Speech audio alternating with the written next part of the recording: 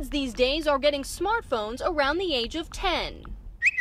That's according to a 2016 study by the research firm Influence Central.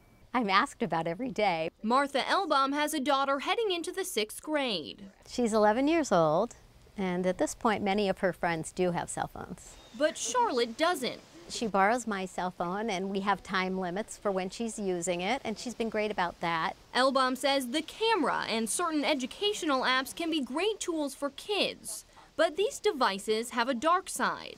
She's seen a few sleepovers with less socializing and more screen time. They're designed in some ways to keep you on the phone, and I am concerned that my daughter would spend so much time on the phone that she wouldn't engage in other really enriching activities. That's the concern for schools, too. What we're finding is that they're more problematic than not. Lewiston Superintendent Bill Webster says it's a challenge that's grown over the past 6 or 7 years. Students are perhaps less skilled today at having face-to-face dialogue. He says kids aren't the only ones to blame. We have parents that expect to be able to call their child at any time during the day. The CBS 13 I-Team requested cell phone policies from several school districts in the greater Portland area. Falmouth, for example, doesn't have a specific policy, but many of the others are very similar, generally saying cell phones can't be a disruption. Some require they be off or in silent mode.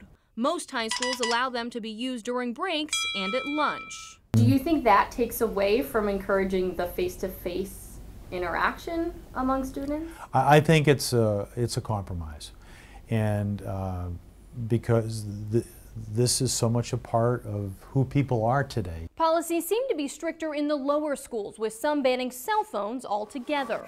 That's the new policy here at Lewiston Middle. If teachers see a phone, they've been instructed to take it away. It'll make it a little easier to maintain expectations across the board. Science teacher Stephanie Couture says she catches students every once in a while.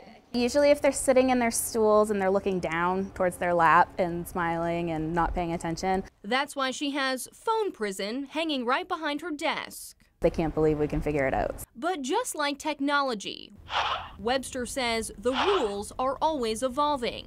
And I don't think that any school system would say that the policies they have in place today are going to be unchanged 5 years from now.